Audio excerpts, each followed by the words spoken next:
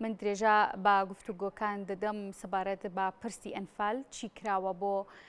قوربانیانی ئەنفال و بۆ کەسوکارەکانیان و زیندانیانی ئەنفال ئەو یاسایی کە تایبەتە بە پەرلەمانی کوردستان پێویستە چۆن مامەڵی لەگەڵدا بکرێت. من لەسەرم بابەتە گفتوگۆکانم دەست پێ دەکەم لەگەڵ میوانەکانم هەریەکە لە بەڕێز هێمن حەسیب کە بەڕێزیان و سەر و چالێکی بواری جینۆسایدن لە کەرکووکەوە، بەڕێز حسین شاکر کە بەڕێزیان پارێزەر و چالاکوان و لە فەڕەنساوە لەگەڵمان دەبن. دیارە وەک ئاماژەیشم پێ کرد با بڕیار بوو کە بەڕێز بڕیار ڕەشید دەندانی پەرلەمانی عێراق لێرە لە بەرنامەکە ئامادە بێت کۆمەڵێک زانیاری لە جەنابیان وەربگرین، بەڵام کاگوریار دیارە بە هەر هۆکارێکە نەیتوانیەوە بێتە نێو بەرنامەکەەوە و ئامادە نیە. دەچمە لای بەڕێز هێمن حەسیب کە کاکێ من دەمەوێت بزانم بۆچی کەسوکاری ئەنفالکراوان بە شێوەیەکی گشتی گلەییان هەیە. دەست خۆش، زۆر سپاس بۆ ئەم بەرنامەیە. تەمانەوە پرسیارە گرنگە، ینی بۆچی کەسوکاری ئەنفالکراوان گلەیان هەیە. ئێمە دەبێت بگەڕێنەوە بۆ ماوەی 34 ساڵی ڕابردوو. ئەگەر ئەنفال کە لە ساڵی 1970 ڕوویداوە تا 91 باڵێن ئیدارەیەکی خۆجەیی حکوومەتی هەرێم بوونینە بۆ لە ساڵی 91ەوە بۆ ئێستا 31 ساڵە. لەم 31 ساڵەیە ئەگەر 12 ساڵی لێ دەرکەی پێش ڕوخانی بەعس بابێنە دوای ڕوخانی بەعس لە ساڵی 2023 بۆ ئێستا کە 19 ساڵە چی کراوە لە دابینکردنی موچەیەکی بشایستە، لە دابینکردنی ژیانێکی شایستە، لە دابینکردنی خزمەتگوزاری تەندروستی، خوێندن، لە گەڕانەوەی ڕووفاتی قوربانیان، لە پشکنینی دیNA بۆ کەسوکاری ئەنفالکراوان تا ڕووفاتەکانیان بناسنەوە چی کراوە. ینی ئەوەی کراوە موچەیەکی کەمی ڕەمزی بووە و ماگانە دابش کراوە و چەند ساڵێک شەبەوەی قەیرانی داراییەوە دوعاکەی و دابش ناکرێوانە وەیە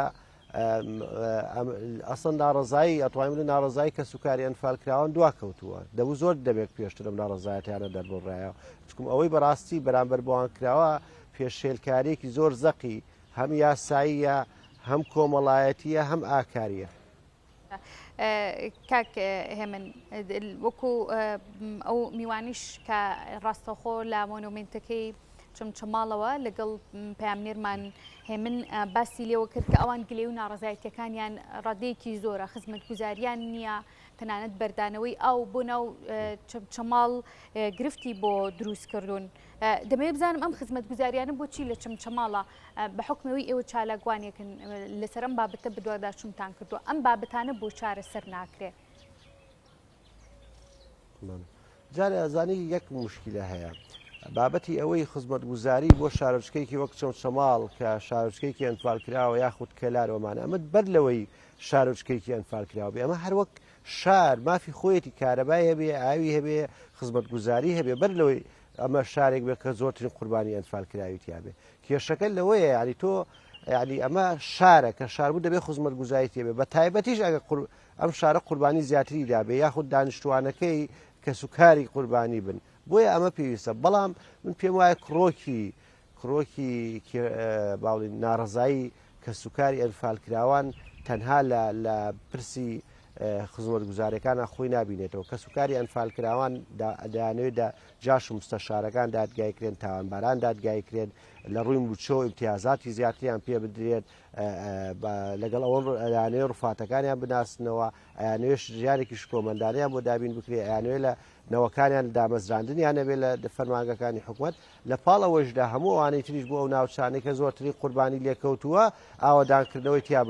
پەیڕەو بکرێ. بەڵام کێشەکە ئەوەی ئێمە بەردەوام بابەتەکان ئەبەستینەوە. ینی تۆ یەکیشت بزانە ماوەی 31 ساڵە چەمچەماڵ قەیرانی ئاوی هەیە، بۆچی ئەم حکوومەتە لای ئەم قەیرانی ئاوە چارەسەرکە؟ بۆچی 2 ڕۆژ پێش ئێستا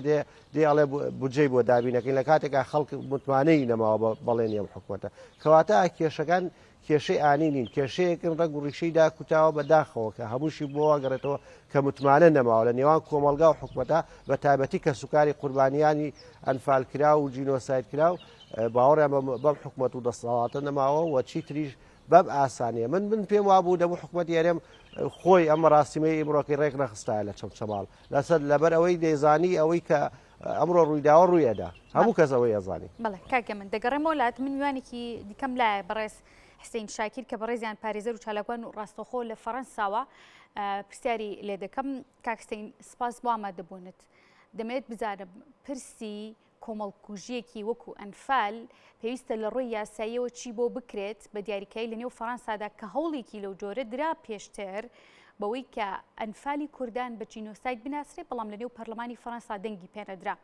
دەمەوێت بزانم ئەو ڕێکار و هەنگاوانە چییە بۆ بەنی جینۆساید ناساندنی کۆمەڵکوژیەک کە پێویستە بگیرێتە بەر؟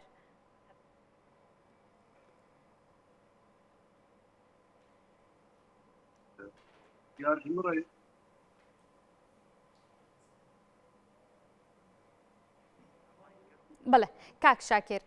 پێم وابێ گوێبیستی پرسیارەکەم نەبوویت. پرسییم ئەو هەنگاوانە چییە کە پێویستە هەوڵی بۆ بدرێت لە ڕووی یاساییەوە بۆی کۆمەڵکوژیەک وەکو ئەنفال بە جینۆساید بناسێنرێت؟ یعنی وەکی هەمی مەسەلە و کێشەیەن کووردا دنیایە خەڵک لەسەر ناڕاوەستن بە شێوەیەکی جددی. مەسەلا کووردا پۆلۆتیکێ تاسیرە گەلێکی مەزن لێت کەژبەرگۆ ئەف دەولەتێ ئێگۆ کورد داگیرکردنیش لایەوان بێت گەلێکی بێژن بەرژەوەندیە وان دەولەتا هەفتوور هەن.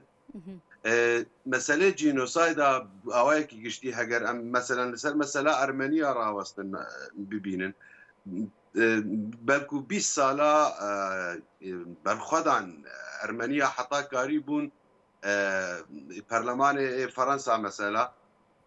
بەری وێ پەرلەمانی ئەمریکا قرار بدە تێدەبێ قبول بکە کۆ جینۆساید بەحەسێ بێت. gelek carî ev mesele tên girêdan li ser di mesele yek jê çalakvaniya vî milletê he yanî Kurd çend çalakin lûbiyê Kurda heke karibin xwe bigihînin perlûmantera ji rexekî vê ya divê jî wekî şansa gem bêjin wek heger got berjewendiyê polotîkê hebe wextê cînosayda Ermeniya hat qebûlkirin wek cînosayd di perlemanê Ferensa de wê serdema hanê Erdogan gelekê êriş davêtin ser Yunanê di mesela Gazê di rojhelatî behra spî deryaya spî ji ber hindê yanî hindek şert û mercin hene heger got bi hevdûr bikar hatin yek jî polotîka yanî mesleha dewleta Ferensî tê dihebe berjewendiyek wê tê dihebe berjewendiyek siyasî mesajek siyasî ve bişîne û ya duê jî ev milletê got cînosayd bûye çend çalakê Kurd çalakiya wan gelkî besîtî yanî heger em bala xwe bidêne li Ewropa yani rojavayê dunyayê em bala xwe din tevgera Kurda çalakvaniya Kurda siste ne lûbiyekî Kurda wekî xelkê heye wekî alemê hebe karibe yanî ew ji hevbelabûna Kurda a siyasî got li ser erdê li coğrafiya Kurdî ew şêweyê neyekîtiya Kurda şiklê xwe di lûbiyê Kurda dijî distîne li ji derve yanî ew şêweyê yanî heger kar yeker bi û xurt bi li Kurdistanê Perlemanê Kurdistanê hikûmeta Kurdistanê heta çi hedî serê xwe vê meselê dêşîne û mesajekê baş dide dinyayê û مشكلة ما أم هر لجدر فجي يعني وقت أوروبا أم بالا خدون خاكو أم سيستن من چالاكن دوان مسألة ده وشانس مجي هاو قاسينين خلق حطاوي درجة برجواندية بمرانينه باش كاك شاكر اگر فكرام جهشت وقدامها مهبز تشكي دي جوار بيج بلا فرن اجراخه كيف مثلا هجر افرو سروك كومار فرنسا به وزير کی فرنسا به مثلا تاریخ ساکس بیکو چه دبه چند خو پیشاندان کردا چه دبن لبر دریه مثلا هجر قنصلوسک فرانسیا هبه قنصلوسک بریتانیا هبه امریکا هبه چند حب دکارن درکوین خو پیشاندان ام وی حقیقت خوازن او خلک ایگو بوبون قربانی و یگو خلک وان هاتبون انفال کرن گرک حرکتک بکن لوقتی گو سرو کومارکی فرانسی بیان اوروپی به وان مسئله خو بدن خویا کرن مشکل ما کرد یعنی حکومت کردا حکوومەتا کوردایی گۆهەی لە هەرێما کوردستانی لە باشووری کوردستانی بەلکو وێ ڕێ نادێ ملت دەرکە بجار ناخۆ پێشاندانیا بکە ji bo go alaqedariya hikûmeta herêmê û vê dewleta gohayî em ê hatiye wekî mesela Fransa ev Fransa ev roj şixulekî wê berjewendiyek wê ziyaretek wê heyî ji bo Kurdistanê mesela baş rojnamenivîsek derkeve bêjît meselen Fransa Brîtanya we em dagêr kirin ji bo çi hûn heqekî nadin me ev ro hûn zilhêzin hûn ji bo çi wê mesela hanê safî nakin we em di destê van dewleta dihiştin mesela vay mesela enfala heyî mesela enfala ji bo çi nayê qebûlkirin wek jînosayd milletekî sax tenê Kurd hatin rakirin ji erda xwe gelek wê wextê hikûmeta Sedam da ber çavê xwe got yanî ez meydana şer qada şer ez vala dikim lê ew xelkana birin wan binerd kirin gelek ji wan bi saxî kuştin باش کاک شاکر دەزانین کە لە کۆتاییەکانی 2021دا هەوڵێکی وادرا لە نێو پەرلەمانی فەڕەنسادا بۆ ئەوەی ئەم کۆمەڵکوژیەی کوردان ئەنفال بە جینۆساید بناسێنرێت هێندەی ئاگاداربی بۆچی دەنگی پێنەدرا لە نێو پەرلەمانی فەڕەنسادا کۆکارە دیاریکراوەکانی بۆچی گەڕێتەوە پەرلەمانی فەڕەنسا حتا گو کارە بێ کارێکی باش بکە و قەناعەتێک لە جەم فەڕەنسیا چێ ببێ گۆ ئەv milletê hanê bi rahatî yanî jenosaydkirin û biryareke divê meselê bidin Kurd gerek çalak bin gerek li ber deriyê parlamenter mesela nekemî sêsî çarsid mirovî derketana xwepêşandan jî kiribana gerek ragihandina Frensî pê agahdar kiribana gerek yanî tevgerek kiribana dengek derxistana gogî tesîra wê hebî ev ro ê parlamenterê yê Fransa tiştekî nabîne çi çalakiyê ji wan nabîne mesela mejûyî û Sedam çûyî hikûmet ketiye û ev hikûmeta Iraqê ne hikûmeta berê wê dampêdanê wê ihtimama baş a got lazim pê nakin ev ya çalakî ji rexê Kurda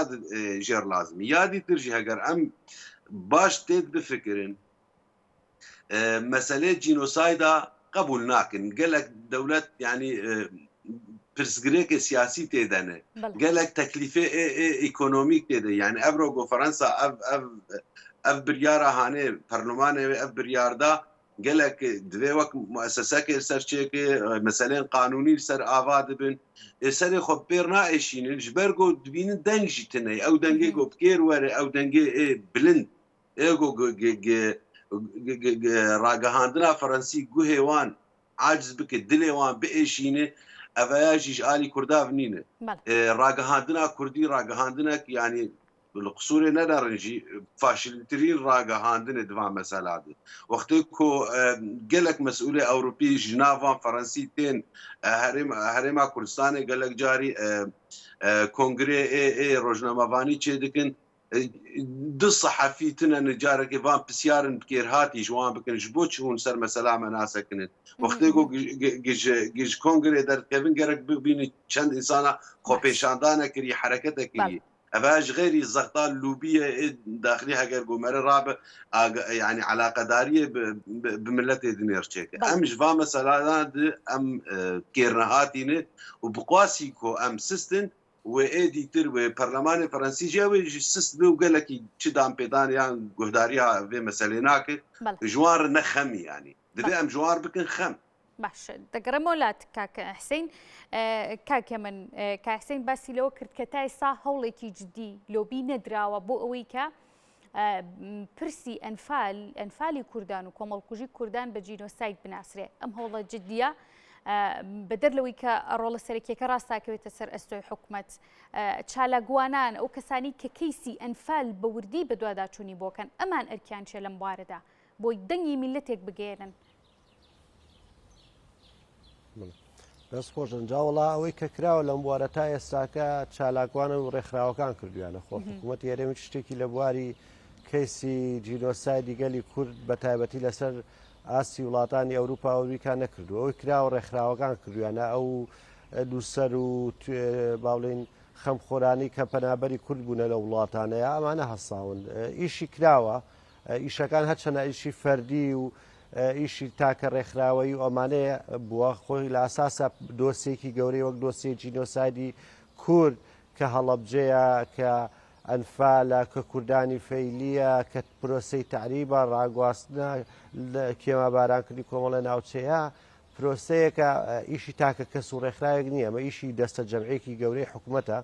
بەڵام کە حکوومەت هەڵ نەساوە بەم کارە کۆمەڵی خەمخۆر بەمانە هەستاون لەو چوارچەوەیە ئیشی باش کراوە بۆ نمونە دادگایکردنی ڤان ئەنراد کە بازرگانێکی هۆڵندی بوو چەکی کیمیایی فرۆشت بوو بە عێراق لە ساڵی 2005 بوو یاخود 6 بوو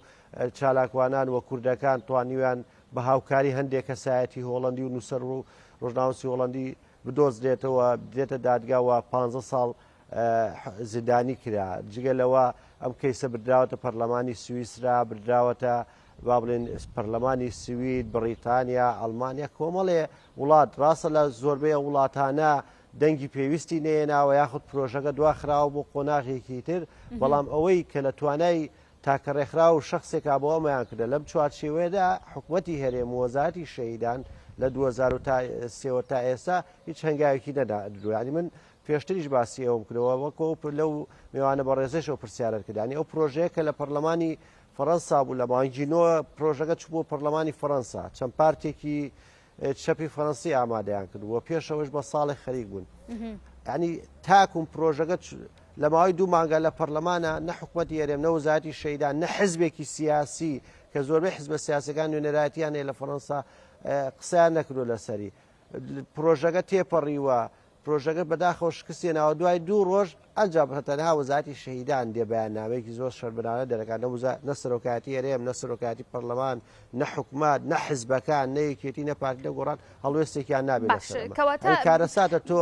وڵات و پەرلەمانی وڵاتێک دێ قسە لەسەر تۆ ئاکا کەچی حزبی تۆ حکوومەتی تۆ پەرلەمانی تۆ فراکسیۆنەکانی تۆ قسەی لەسەر ناکەن باشە کەواتە کاکێ من گەر بڕیار بێت ئەم کەیسا بکرێت بە جینۆسایت بناسرێت لە جیهاندا پێویستە هەنگاوی داهاتوو چی بێت چی بکرێت بۆم کەیسە ئەبێت تەنها دانیشین من بەرنمەیەک و کەسێکی کەوچالەگوانێکی وەکو جەنابتان و وەکو کاکسەینیش تەنها قسەی لەسەر بکەین ئەبێ هەنگاوە جددیەکان چۆن بێت لەلایەن ڕێکخراوەکانەوە لۆبیەکان لە ناو هەرێمی کوردستانە بۆ حکوومەت و فشارخستنە سەرلایەنە بەرپرسەکان چۆن بن بەڵێ جارە لە ناوخۆی هەرێمی کوردستانەوە دەبێت دەست پێکەن دەبێت دوو هەنگاوی زۆر گرنگەیە دەربکرێ هەنگاوە بدرێت یەک یاسایەک دەربکرێت لە هەرێمی کوردستان کە نکۆڵیکردن لە تاوانی جینۆساید بە تاواندانا ئەوەی کە پێ لە تەحریم و تەجریمی کە هەر کەسێ نکۆڵی کرد کە جینۆساید کە ئەنفال کراوە کە هەڵەبجە کراوە بە تاوان دابدرێ و یعنی سزای بۆ دانرێتە سزاکە مادی بێ ئەکۆت ئەوە زیندانی بێ ئەمە لایەنێکیتی لایەنێکی تری ئەوەیە کە دەبێت تاوانبارانی دۆسیەکانی جینۆسایدی کورد دەستگیر بکرێن و دادگایی کرێن چونکە بەبێ ئەوەی تو ئەم دوو هەنگاوە بنی ناتوانانی بڕۆیتە وڵاتانی ئەوروپا داوا لە وڵات و میلەت و پەرلەمانی وڵاتانەکەی دان بە جینۆسایدی تۆ بدەن لەبەرەوەی کاکە ئەمڕۆ دنیای کراوەیە ئەوانش ڕێکخراویان ئەوانش نوێنەرایەتیان هەیە ئەوانیش لە پرسێکی وایە کە داوایان لەکەی وەفدیان دێتە ئێرە کە تۆ بزانێت تۆ تاوانباران لە وڵاتی تۆ ئازادە سوڕێنەوە ئەو کە گومانی یەکەوێتە سەر دۆسیەکە کەواتە پێویستە لە ناوخۆی کوردستانەوە دوو هەنگاوەدان دێت دواتر دەبێت حکوومەت پرۆژەیەکی بەرفراوان دانات کە پلانی کورتخایان و مامناوە و درێژخانێ بۆ داساندنی ئەم دۆسیە بە جیان و بودجەیەکی بۆ تەرخانکە کە هەر ساڵی بڵێ ئەوەی بۆ تەرخانەکەم ئەمە پرۆسەیەکی ڕەنگە 30 ساڵ بخایانێ بەم ئیشە فەردیانەی کە کراوە جێ دەستخۆشیە لە غیابی حکوومەت ئاگرێ حکوومەت دەبێت استراتیژیەتێکی بێ استراتیژیکی هەبێ بۆ گەیاندنی ئەم کەیسە بە جیانی دەرەوە باش بدەگەڕم وڵات کاک حسین ئەمێ بزانم ئێوە لاوازی ڕۆڵی کورد دەبینن لەوەی کە بەجددی بەدەم ئەم کەیسەوە ناچێت بۆ فشار دروستکردن و لۆبی دروستکردن بە وڵاتانی جیهان بۆ ئەوەی کە ئەمە بە جینۆساید بناسرێ ینی بەلکو هەگەر کورد چەند جالاک بێژی ئەگەر بەرژەوەندیەک ئەوروپا یا ئەمریکا یان ڕۆژاوای دنیای هەگەر بەرژەوەندیەوان تێدەتنە بن وێ چ بریاران نەدن حقیقەتەن ڕاستی ئەمە لە شەر دوور بێت لێ ئەگەر مرۆڤ ئامادە بێت ئەو فرسەت و یان دەرفەتێک هەبێ وێ وەختێ مەسەلاتە کێشەیاتە سەر مێسەی تو حازری ئەڤەیە بەحرا بێتر ڕاستە حکوومەتی کووردا ینی یامە بێژن هێزن سیاسی کوردی ڕاستی چالاکی وان کێمن تەفگەرا وان استراتیجیەک لە جەموان تنەیە گۆ گرابن دۆستانیە یان هەواڵداریە بڤان پەرلەمەنتەرارچێکن سیاستوانن یên فرانسا باوایەک گشتی دنەری نامدە yani ez nedgel wê çendê me gidbêj belkû çep qebûl neke yan rast qebûl nake ji hêzên siyasî yê Fransiyê got di perlemanê Fransa hene na ew ne girêdayî vê çendê nerîna Fransiya ji Kurdarê yek nerîne çi çep bin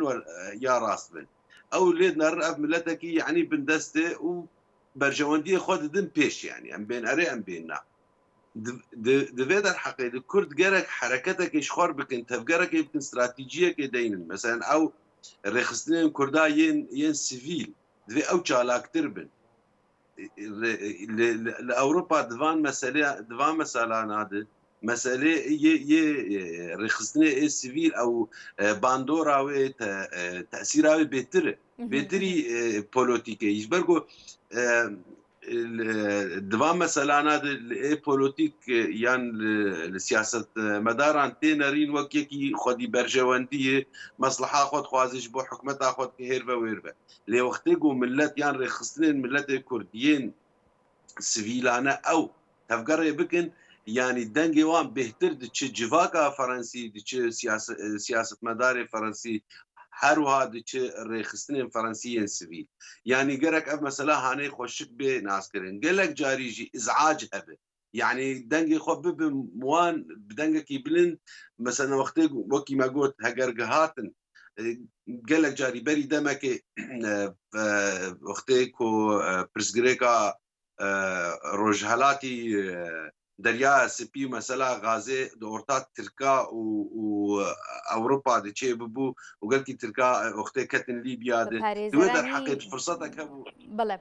کاک حسین هەوڵ دەدەم بگەڕێمەوەلات گفتووەکانمان درێژە پێ دەدەین بەڵام لێسادا ڕاستەوخۆ کۆنفرانسی ڕۆژنامەوانی پارێزەرانی زیندانیانی بادینان هەیە کۆنفرانسەکە بەشێکی کەمی دەگوازینەوە دواتر گفتووەکانم لەگەڵ ئێوەدا درێژە پێدەم موعدی محکمە بۆوانش دیار دەکەن ئینشاءالله کاک بەشدار بەچی بیانوێک مەسعود شەنگالی و با بڵێن شێروانتەها تا ئێستا ئازاد نەکراون بە دوواداتتان بۆ کردووە چی دەڵێن بە پیسانی بەڵێ دوێنێ ئەمە لە ڕێگای پەرلەمانتارانی بەڕێز بە دوواداچوونمان کردیا و ئەمڕۆ کاک عەلی حەمەد ساڵح وەڵامی دامەوە کە دوێنێ خۆی لەگەڵ بەڕێوەبەری ئۆفیسی وەزیری کار و کاروباری کۆمەڵایەتی قسەی کردووە ئەوە ئەوانی دوێنێ وەرە سەکەتم بەڵام تا ئەو دەقە هیچ نەتیجەی نەبووە کاک بەشدار باس ئەگەر ئازاد دەکرێن ڕێکاریتی دەکەن بەر ئەو ڕێکارانە چین هەڵویستی دیکەی مەدەنیە یان یاسایی ئەگەر یاسایە بە ما دەکات ڕێکارەکان ڕێکاری یاساییە وەکو باسم کرد مادە 329 لە قانونی عقوباتی عراقی باسی ئەو خاڵە دەکە هەر فەرمانبەرێکی گشتی ئەگەر بێت و بڕیاری دادگازیە بەزێنەکە ئەوە بە اعتبار دەکەێت تاوانێکی ئەنجامداوە بۆیە لە دوێنێەوە ئەوانەی کە ڕاگرتووە بەڕێبەرای چاکسازی زەرکە ئەو دوو سزادراوی ڕاگرتووە ئەوە سەرپێچی یاسایە و تاوانێکی گەورەشە ئەمن دەمەوێت شتێک بۆ بەڕێستان باز بکەم طبعا دوێنێ هەر یەک لە کەسوکاری شەروان تاها و هەروها مەسعود شەنگاری هەموو کەسوکاری خۆیان ئامادە کردبوو خزمەکانیان دۆست و هاوڕێیانیان هەموو لە ماڵەکانیان کۆ ببوونەوە و خواردنیان حاضر کردبوو بۆی پاشی فتار پێکەوە بکەنەوە بەڵام بەداخەوە هەمیان بەهناسە سادی فتاریان کردەوە ئەو تاوان و زوڵمێ دەکەوێتە ئەستۆی بەڕێوەبەری چاکسازی زەرکە و ئەو لایەنە دەرەکیانە کە دەستیانە پشتی ئەو بابەتەیە بەشدار لەسەر دۆسیەی بێریوان من ئاخر کە قسەم لەگەڵ کرد دۆخی تەندروستی زۆر خراپە بەتایبەتی چاوی داوای کردووە ببرێتە دەرەوە بۆ پشکنین نیان بردووە ئێوە چی ئاگاداری باری تەندروستی بێریوانن جگە لەوەش ئەم مادە قانونیە ترسی هەبوو لەوەی کە بۆی جێبەجێ نەکرێت کاتەکەی بۆ کەم نەکرێتەوە ئێوە بە دوواداچوونتان لەسەر کردبوو دادگا ئەڵێتی بەڵێ سەبارەت بە بێریڤان ڕاستە لە دوای ئەوەی کە لە زیندان ماوەیەکی زۆر لە زیندان بوو نزیکەی ساڵە کۆنی و ڕێگریان لێکرد لەوەی کە منداڵەکانی ببینێ ئیتر ئەوە تووشی ینی وەزعی زۆر خراپی تەندروستی بوو بەڵێ تووشی نەخۆشی شەکرە بووە و هەروە چاوەکانیشی لاواز بوون و کەس بوونە بەڵام ئینشاڵڵە بۆ هەفتەی دادێ ئازاد دەکرێت بە دیداری منداڵەکانی و کەسوکاری شاد دەبێتەوە هەموو لایەک بەخێر بێت بەڵە خۆشەویستانەوەی بینیتان کۆنفرانسی ڕۆژنامەوانی پارێزەری زیندانیانی بادینان بوو کە باسی لە دۆخی ئەوان دەکرد. من درێژە بە گفتوگەکانم دەدەم لەگەڵ میوانەکانم. کاک حسین هەڵ دەدەم دواتر بگەڕێمەوە بۆ لای جەنابی شت. کاکێ من پرسی بە جینۆساید ناساندنی ئەنفالی کورد دەستکەوتی چی ئەبێت بە تایبەت بۆ کە سوکاریان تەنها دەستکەوتەکەی ئەوەیە کە لە ڕووی ڕۆحی و معنویەوە جۆرێک لە جۆرەکان ئاهێک بە دڵی کە سوکارەکان و بەگەلی کووردا دێتەوە یاخود دەستکەوتی پشت بە جینۆساید ناساندنی ئەنفال چی دەبێ بۆ کورد؟ طبعا دەستکەوتەکان زیاتر دەستکەوتێکی نیشتیمانین بۆ گەلی کورد وەگەلی ئەوەی کە مەسەر سبەینە وڵاتێکی ئەمریکا کە دێت ئێترافەکە کە کورد جینۆساید کراوە لە پرۆسەی ئەنفال و وەڵەبجەدا ئەمە لە ڕووی معنەویە دانانە کی زمنیە بەو تاوانانەیە و دووش ئەبێتە گرنتیە کە جۆرێک لە زەمانەت و گرنتیە داتە میلەتی کورد کە جارێکی تر ڕوبەڕووی جینۆسایدکردن نەبێتەوە بۆ قوربانیانی کە سوکاری قوربانیانیش پەیوەندیەکە بۆەوەیە تا تۆ کە کاتی وڵاتێک دێدان ئەنفالە کە تاوانی جینۆساید ڕووی داوە ئەو کاتە وڵاتە لە بەپێی یاسا لە پەرلەمانی وڵاتەکە یاسا دەرەکری ئەو کاتە ئەگەر ئەو وڵاتە یاخود کەسێکی ئەو وڵاتە یاخود دامەزراوەیەکی ئەو وڵاتە دەستی هەبوو بێ لەو تاوانەیە بۆ نمونەوەکەوە یەکە کۆمپانیایەک چەکی کیمیایی فرۆشت بێ بە عێراق ئەو کاتە وڵاتانە پابەند دەکرێن بە قەرەبووکردنەوە ئەمە یەکێکە لەو دۆسیانە ینی کە قەرەبووکردنەوەگەش دواتر مادی و معنەوی ئەگڕاتەوە خزمەتی کە سوکاری ئەنفال کراون بەڵام زیاتر شتەکان شتێکی ڕەمزین و شتێکن پەیوەستن بە نەتەوە بە میلەت خۆیەوە بە شێوەیەکی گشتی و بۆ کە سوکاری قوربانیانیش بابەتەکە ئەوەیە کە ئەم کەیسا کەیسێکی پراوێستخراردنیەوە و کەیسێکە براوەتە ئاسی گیانی دەرەوە. باش کاک حسین سەبارەت بەوەی پێتان وایە کە وڵاتانی جیهان بە حکمی کە جنابیش لە نێو فەڕەنسا ئەگەر ئەم پرسا بە جینۆساید بناسێ یاخود فەڕەنسا یەکێک بێت لەو دەوڵەتانی یەکەم هەنگاو بنێت بۆ ئەوەی ئەنفالی کوردان بە جینۆساید بناسێنێت لە ڕووی ئەو جۆرە قەرەبووشی کە کاکێ من باسی لێوە ئەکا ئامادەی تیا بێت پێشکەشی گەلی کوردی بکە؟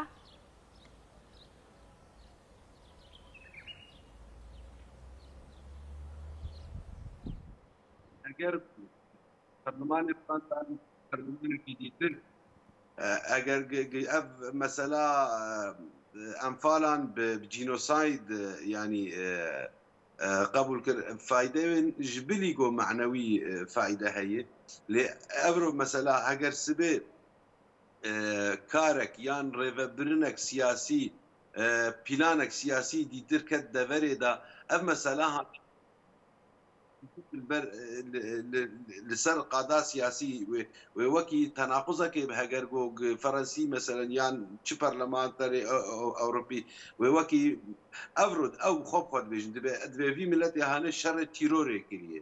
em carê pişta xwe didin vî milletê hane wextê ku hat qebûlkirin got ev milletê he hatî jînosaydkirin û bi rastî gelek jînosaydê Kurda hene ne bes tenê mesela Helepçe û Enfala meselê serdema nêzik di piştî şerê Daeş wextê hat û Kurdê Êzîdî hatin jînosaydkirin ma jînosayd çi reng bû yanî wextê ku Tirk derbasî Efrînê dibin dagêr dikin dibêjin evana xeter yanî hebûna vî milletî خطر لسر مابونا مو وەک دەولەت وەک ترک ev tiştê hane gerek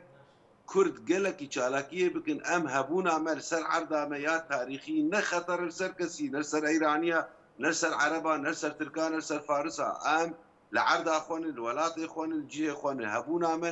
ne xeter heger em bixwazin hikûmetekê çêkin otonomiyekê çêkin yan em dewletekê ragehîn em çi hez bikin di welatê xwe di cihê xwe tarîxî de em çi hereketê bikin ev ya ne xeter li ser kesî ew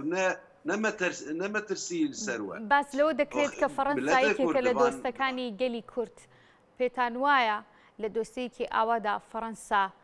دۆستی کورد بێت یاخود ئەم دۆستایەتیە هۆکارێک بێت و هاوکارێک بێت بە هۆی ئەوەی کە دان بنێ بە جینۆسایدی کوردان دان پێدانراوێکی جیهانی بێ وەختێ گۆ فەڕەنسا یان çi perlemanterê Ewropa yên Dunyayê wextê got qebûl kirin yanî بریاردان ئۆکێ ئەv مەسەلا گۆچێ بوویە ئەv کۆمکوژیا مەزنی گۆچێ بوو مەسەلا ئەمفالێ وەختێک و قبولکردن وێ پۆلۆتیکاوان سەردەمێ تێن وێ پۆلۆتیکاوان وێ گەرەک li گۆر wê bigûncît li gor vê biryara godani xwe wê li gor wê bigûncît gelekî başê ji alî polotîkê de ji wê bê gotin ev milletê hanê heq heye got bê parastin û karî bi xwe biparêzin yanî veya berê Kurda didi serxwebûnê awayekî ji awayan milletê hanê gelekî zulm lê hatî kirin gelekî cînosayd hatin ne cînosayd gelek cînosayd hatin serê Kurda ev meselana wextê got hat biryarkirin wê ji xwe wê siyaseta vê dewleta hanê wê siyaset wê bigûncîtin yani di pêşa rojê da tevî got berjewendî gelek carî ne baş bin Fransî ji nav hem tevî got biryar yani heşta wek karbêje ew menaxê siyasî cewê siyasî çê nebûye mesela emfalê qebûl bikin wekî cînosayd lê hikûmeta Fransî dewleta Fransî her dostê Kurdan e salê çûnî di minhacê xwe yê xwendinê de teqrîban milyon şagirdî تاریخا Kurda xwendî li Fransa derbasî minhacê xwe kirî ragihandina Fransî dostê Kurdayî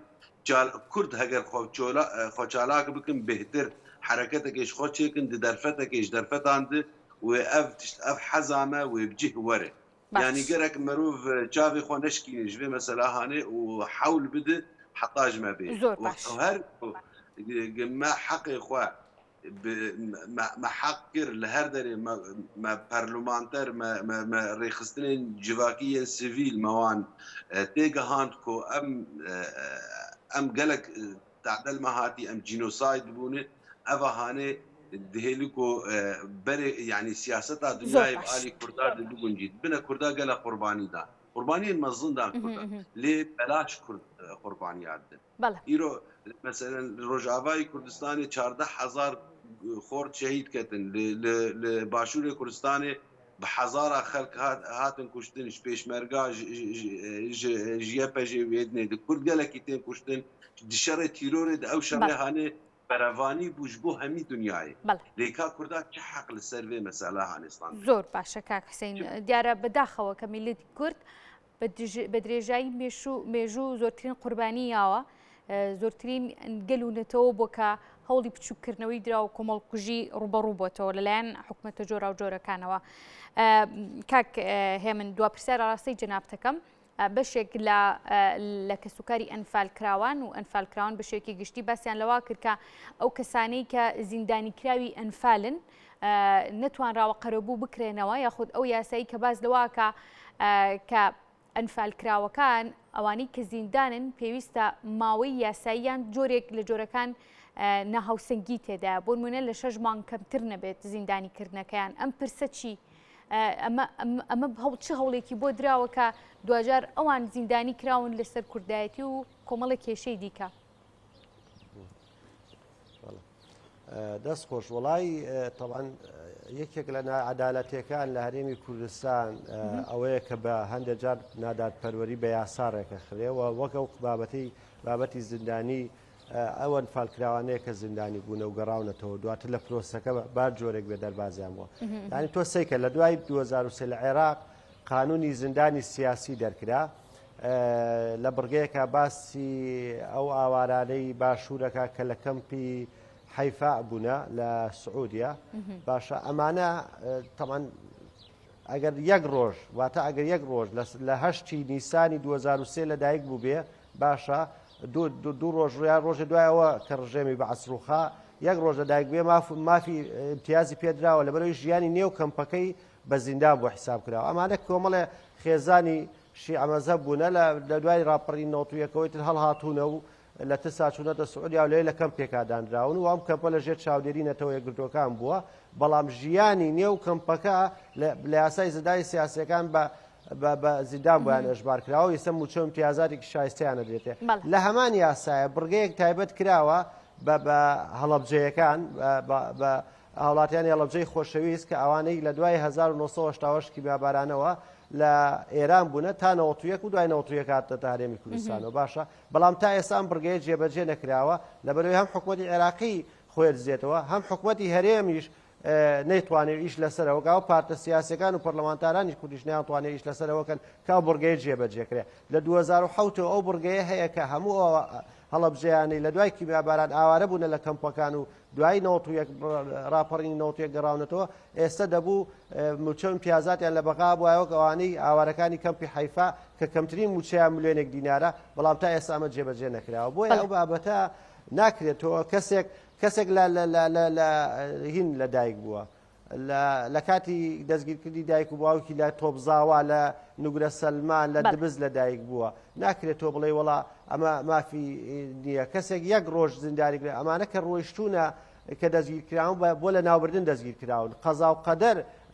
یاخود هەندێک ڕوودا وای کردو ئەمانە دەرباز بنە نامانە بەرەو مردن بردراون ناکرێت ئێستا تۆ پاساوی جیاجیا بدۆزیتەوە بڵێ وڵا ئەمە 6 مانگۆ ئەمە 3 مانگۆ ئەمە لە کاتێکە ئێمە ئەزانیم حکوومەتە داتایەکی نییە دەبەری پرۆسە ئەنفال بە شێوەیەکی ئەوەندە پڕ و چڕ کراوە داتا و ئامار و بەڵگەنامە نییە بزانیت کێس این بۆ چەند مانگی پێچوە چەند مانگی پێ نەچوە بەڵێ کاکە من زۆر سپاس دەکەم کە لە بەرنامەکەمانە ئامادە بووی زۆر سپاس بۆ هەرێک لە میوانەکانم بەڕێزان هێمن حەسیب کە بەڕێزیان نووسەر و چالاکی بواری جینۆساید بوون و ڕاستەوخۆ لە کەرکووکە و میوانمان بوون و هەروەها بەڕێز حسەین شاکری کە پەڕێزیان پارێزەر و چالاکوا بوون ڕاستەوخۆ لە فەڕەنسا و میوانمان بوون